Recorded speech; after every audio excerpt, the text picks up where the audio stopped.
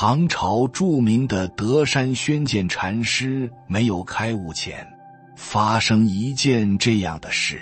德山禅师原来是教下的法师，博览经律，对《金刚经》尤为精通，并对《金刚经》的青龙书做注解，书名叫做《青龙书钞》。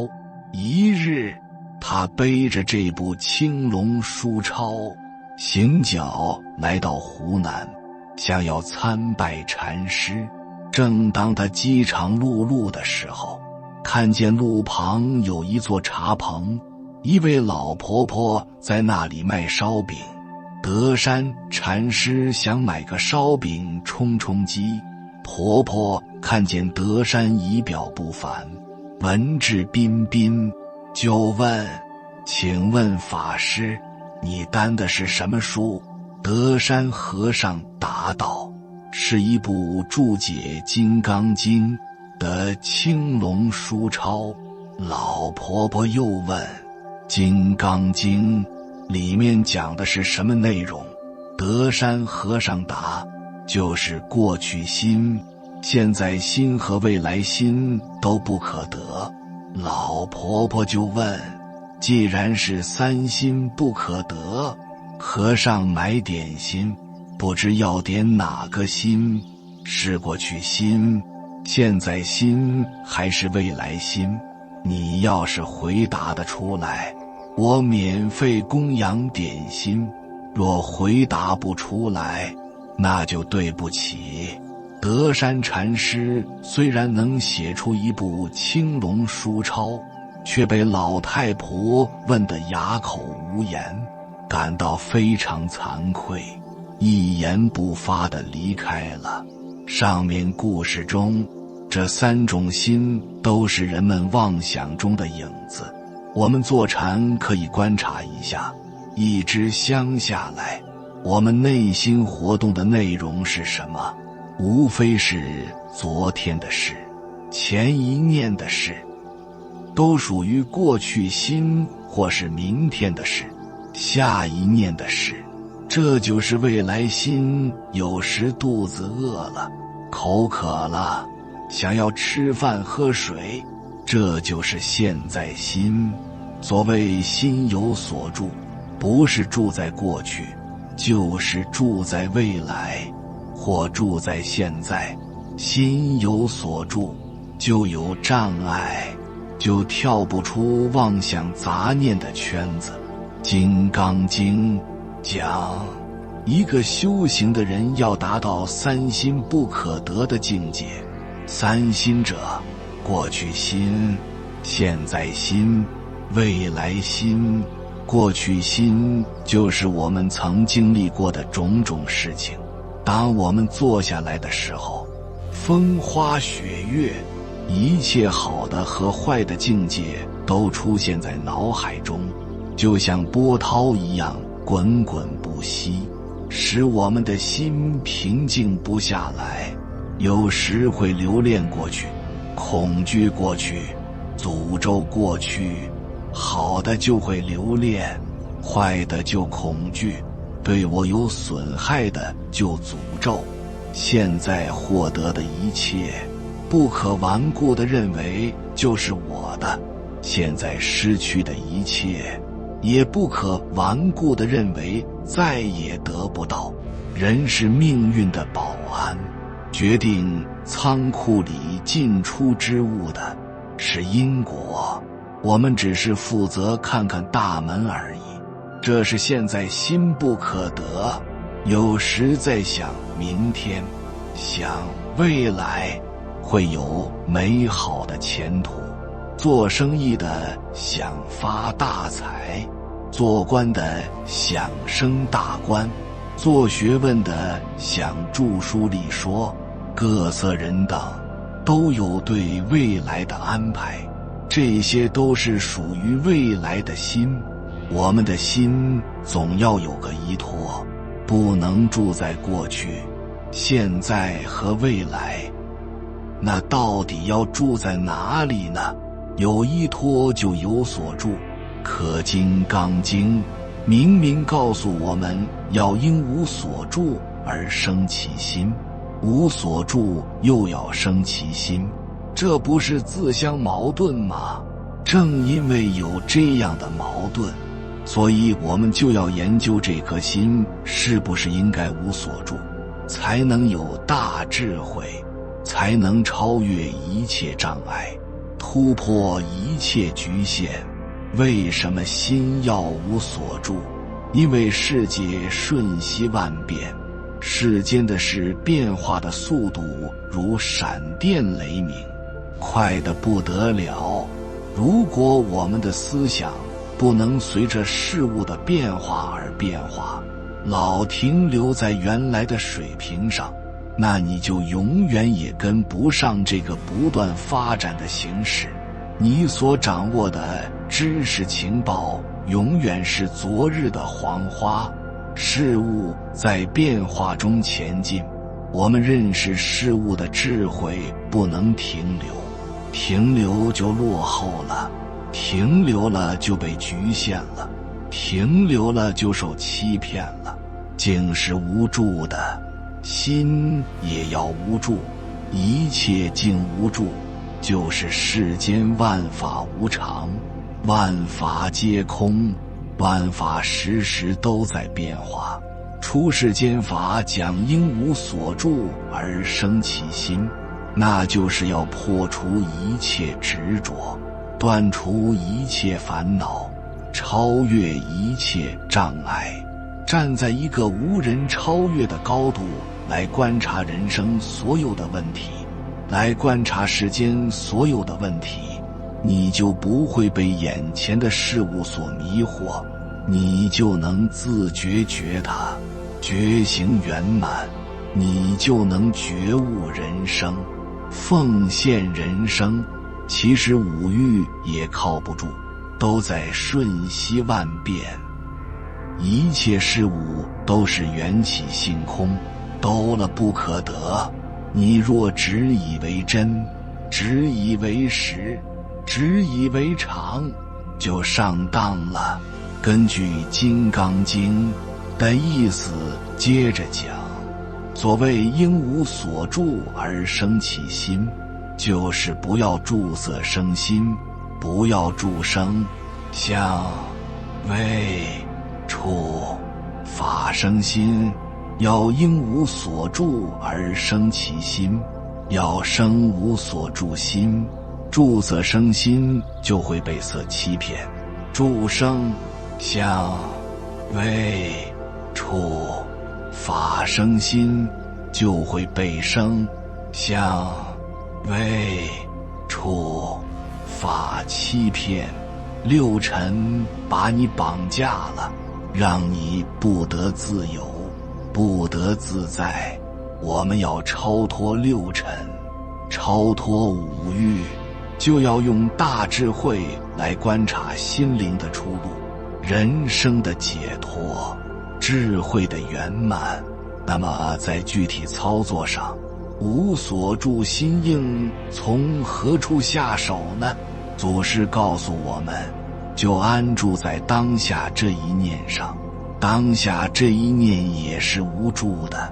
说是当下，已经不是当下了，只要你的觉照力和当下的心念紧密结合起来，连成一体，这就是无住生心的境界，就是在向无住的智慧靠扰。好，当下这一念，当下这一念肯定也是在瞬息万变，不管这一念怎样变，只要你的觉照力盯住它，不要让它转移了目标，你的心就有一个安顿的地方。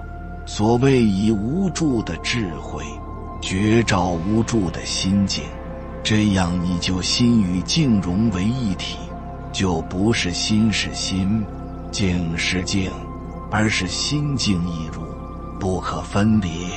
这个时候，你的妄想就会逐步减少。当你真正达到物我皆如的程度，并且能够保持这种心态的连续性与稳定性，那么就离功夫成熟、打开智慧的时候不远了。这样就能以无助的心照无助的境，最后达到静之一如、物我一如的境界。物我一如的究极处，就是物我皆忘，身心世界都没有了，只有一念灵知的觉性。到这万念俱空的时候，你要不惊不怖，这就是你即将开悟的消息。有缘人，你是否也曾有过爬山的经历？你是否也有过这种感觉？同样是一座山，当你第一次攀登的时候，你可能感觉到很轻松就到顶了。然而当你第二次游玩的时候，你却感觉为什么这么远？怎么还没有到顶？山还是那座山，为什么会有这种感觉呢？王阳明告诉我们一句话：山高万仞，只登一步。意思是即使山再高，也要专注于当下的每一刻感受，不要因为走路而忽略了路上美丽的风景。所以我们之所以第二次登上同样一座山的时候觉得累，是因为我们第一次是有新鲜感的，每一刻的念头都在观察，在欣赏美景。而第二次重复游玩的时候，你已经没有了新鲜感，念头已经在登顶还有多远的路程上了。走过去要多么累的过去欣赏了。当你把心收回来，专注于当下的每一步每一刻的风景感受上，你会发现不知不觉已经到了山顶。过去心不可得，现在心不得，未来心不可得。过去的事情永远不会重来，未来的事情你把握预料不了，至于现在其实你也把握不住，所以你能把握的就是当下，把当下该做的每一件事情做好，即使成功当然更是不易。我们每个人心里都有无数妄念，很难集中精力去完成一件事情。当然很多优秀的人可以集中精力去完成一件事情，做什么事情就做什么事情，不起妄念，他们就是成功者。集中精力很难，大多人做不到，就是无法控制自己的妄念，所以安住当下很难。苦海无边，不要纠结于欲望和妄念，学会放下执念，不是消极，反而是积极。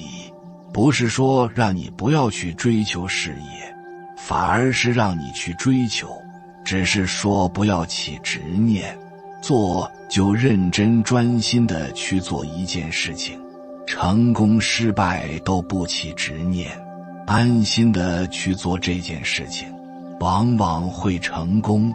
要想做成一件事情，就不要去想这件事情，因上努力，果上随缘。如果哪一天你可以体会到安心的做生活中的每一件事情的时候，你会发现很多最简单的事情反而很难做到。为什么明明可以经营好的夫妻关系，彼此却偏要推开对方？为什么在常人认为已经很幸福的一个家庭，而当局者却认为自己过得很不幸，很痛苦，很煎熬？明明一出生就拿了一副好牌，却深深地认为自己是一个被抛弃者，被遗弃者，早已经该成家立业的自己，却非要让自己一直要单身走下去。本可以拥有爱，成为爱，活出爱的一个人，为什么却时常感觉自己不能爱，不配爱，不该爱？限制你的人是谁？让你痛苦的事是什么？不让你成家立业的又是什么？成家了不让你安享天伦之乐的他是什么？在平凡的世界里，路遥写道，每个人都有一个觉醒期，有的人早，有的人迟。觉醒的早晚决定了你的人生轨迹。其实生命的苦乐只是一个过程，愿起于心，结于心，安住当下，穿衣吃饭，世间万物都在治愈你，唯有你自己不肯放过自己。放下执念即是成长。人生最大的敌人其实是自己。放下执念，放下过去，才能重新开始，才能活得轻松。人生没有早一步，晚一步，重要的是活在当下，并且热爱活着的每一天，才是对生命最大的尊重。有缘人，我们来到这个现实世界，每个人都有自己的一套命运剧本和自己要走的路。很多时候让人信服的并不是那些大道理，而是生活中的那堵南墙。同样能让人真正醒悟的，往往也不是别人的说教，而是那些实实在在的苦难。在这个世界里，最大的监狱就是我们自己思维的苦难。我们都活在自己的思维里，有时候太固执，听不进去别人的建议，总是抵触那些和自己想法不一样的东西。我们每个人都得为自己的认知买单，所以人生最难的就是觉醒。有句老话说得好，绝处逢生。有时候真的得走到绝境，我们才能找到出路。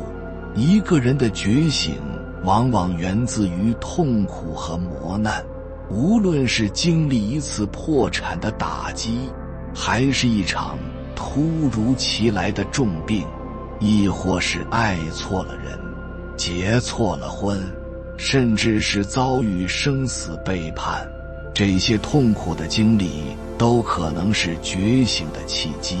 当痛苦深到无法入眠时，人们才会开始反思，开始寻找出路。只要心中还存有一丝期待，外界的呼唤往往难以唤醒沉睡的灵魂，唯有痛彻心扉，才能让人快速醒来。就像那句老话说的，天欲虽大，不润无根之草，道法虽宽，不渡无缘之人。别人给你的道理，除非你自己觉得悟道，否则再多也没用。每个人的路都得自己走，自己的难关也得自己过。过去了就是生命的升级，过不去就只能浑浑噩噩地过日子了。其实觉醒就像是从愚痴走向智慧的过程。什么是愚痴？什么是智慧？在日常生活中，愚痴可能更容易理解。很多时候，我们一醒来还没下床，脑子就开始转个不停，但自己都不知道为什么要想这些。穿衣服时想刷牙，刷牙时想早餐，吃饭时又琢磨上班时走路还是开车，除了睡觉，几乎每一刻都在和脑子里的念头打架，却忘了专注在当下正在做的事情上。我们就像活在了一个自己构造的思绪世界里，没法真正感受到生活的美好。这就是生活中愚痴的表现。为什么会这样呢？因为我们的脑子总喜欢给事物强加各种定义，比如成功、意义之类的，却忘了去感受事物本身的美好。所以愚痴就是无法接受事物原本的样子，非要给它加上一堆解释和意义。而修行就是让妄心停下来，回归自然，像孩子一样单纯地去体验生活，而不是被一堆念头和情绪牵着走。但要做到这一点并不容易，因为我们总被各种成功的定义所束缚，觉得只有达到了某个标准，人生才有意义。于是小我就开始作祟，通过控制欲来寻找安全感，或者追求一些虚假的目标和意义。比如我们总想控制一切，包括自己和身边的人，或者试图对抗某些念头，尤其是那些让我们感到恐惧或不安的。但如果没有这些控制欲，我们其实可以更加平静，回归本心。我们的脑子每天都在产生各种念头、想法和追求，但很多时候这些只是让我们更加迷失在思绪的漩涡中。我们应该学会安静地观察这些念头和情绪，而不是被他们所控制。要知道，你并不是你的念头和情绪，只有意识到这一点，我们才能真正地从它们中解脱出来。每个念头都带着能量，如果你认同了负面的念头，那么身体自然也会感受到负面情绪。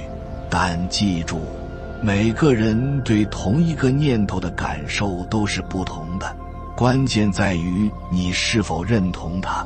起初我们心中可能只有一个念头，但紧接着就开始不停地联想，很多时候连走路时都在思考，甚至没意识到自己在想。我们甚至享受这种思考，以至于分不清真实和想象哪个更重要。明明走路是当下的事，可注意力却放在了和念头和情绪的斗争上，忘记了要专心走路，错过了感受当下的每一刻。这些思考就像一道屏障，让我们和当下产生了距离，总是活在自己的想象中，忽略了真正的现实。这种就叫做愚痴。比如说，你现在可能在看手机，但你真正感受过手机触碰你手的感觉吗？还有喝水的时候，你有没有留意水流进肚子的感觉？水在口中的滋味？坐着或走路的时候，你的身体有什么感觉？很多人都不会注意这些，因为潜意识里觉得这些都是小事，不值一提，而头脑里却总是充满了对未来的担忧，对过去的回忆，或者是对一些还没发生事情的过度思考。这样我们自然会感到担忧、恐惧、烦恼和痛苦。其实并没有那么多事情需要我们去思考和处理，反而是这些无意义的思考，让我们错过了当下的美好，让我们无法真正了解自己。更别提认识自己了。如果你不够诚实，那么你要么活在头脑想象中，要么活在伪装中。比如有些人明明心里渴望金钱，却口口声声说是金钱如粪土，这是为什么呢？因为有些人觉得钱是低俗的，自己是修行人，自己可不俗，应该高人一等。但仔细想想，追求钱财也是贪，追求修行成就难道不也是贪吗？有什么区别呢？还有的人明明有情绪，有身体的本能需求，却非要压制自己，活得虚伪而痛苦。他们以为这样会带来好结果，但实际上只是活在自己构建的想象中，无法面对真实的自己和生活。其实，生活就是一场旅程，真正重要的是活在当下，感受身边发生的一切。这不仅是了解自己的开始，更是认识自己的起点。现在我们需要的就是诚实。这种诚实不只是说话要真实，更重要的是要直面自己的内心，面对每一件事，每一个感受都保持真实，不隐藏，不歪曲，不伪装。比如，心里想要钱就承认它，想吃某个东西就大方说出来，别为了维护一个虚假的形象而说出违心的话。这样虚伪的做法是大障碍，你不敢做真实的自己，接纳真实的自己，面对真实的自己，又如何去谈认识自己的真心本性呢？我不是鼓励大家去追求什么，而是希望大家能跟随真实的真实感受，不要刻意伪装自己。喜欢钱也好，不喜欢也罢，都是人之常情，没什么对错之分。但最重要的是，别为了表面的形象而隐藏真实的自己，跟随内心做自己想做的，保持觉知去体验。修行并不是要我们厌世，而是要我们热爱它，并用一种平和的心态去面对它，以空无所住的心去允许一切，接受一切，允许自己做喜欢的事，也允许别人做他们喜欢的事，不去评判自己或他人，而是接纳和欣赏这个世界上的多样性。修行实质上是对生活的一种如实觉照，它意味着在觉察中保持自我，不被外界所牵引，也不被其所染着。每个当下都是生命最真实的展现，无需与之对抗，只需全然接纳，这样就能体验到平静和喜悦。无论遭遇什么情景，都与之共存，欣赏其中的每一份美好，不要害怕恐惧，也不要抗拒痛苦，而是要看清它们，了解它们，同时将注意力集中在自己身上，用爱去体验每一个瞬间。存在本身就是一种极乐，生活本身就是流动的、变化的，没有绝对的好坏，只有不断的演变。如果执意要让变化停止，那就是一种愚痴。关于人生的意义，或许就在于我们是否能够专注于每一个当下的体验。无论我们此刻在做什么，都应该全心全意地投入其中，感受它所带来的真实，不要让自己的思绪飘向远方，因为真实只存在于此刻。如果我们始终活在自己的想象中，那么生活将会失去它真正的意义。最后，觉醒并不是通过追求而获得的，因为追求本身就是小我的表现，而小我其实只是我们心中的念头和执着。当这些念头消散时，小我也随之消失。觉醒意味着从妄心回归真心，从凡心回归到心，是人格化的我消融于宇宙大我之中的过程。因此，我们无需刻意追求觉醒，只需全然地安住于当下。开悟是自然而然发生的，是生命本源的显现，无需强求，无为而为才是最大的智慧。在这个过程中，我们只需与它同在，不去评价，不去干预，因为人生如梦，一切皆是过眼云烟，而我们能做的，就是在这梦中找到属于自己的真实意义，活在当下，体验生命，享受每一刻的平静与喜悦。有缘人，感谢你看到最后。如果今天的影片对你有所帮助，请按个赞给我响应，留下一句活在当下。只要你放下执念，放下过去，才能重新开始，才能活得轻松。还没有订阅频道的，请点击右侧的订阅按钮，与我们建立更深的连接。随缘加入会员，与同频之人共修福报，随喜转发，传播善知识，功德无量。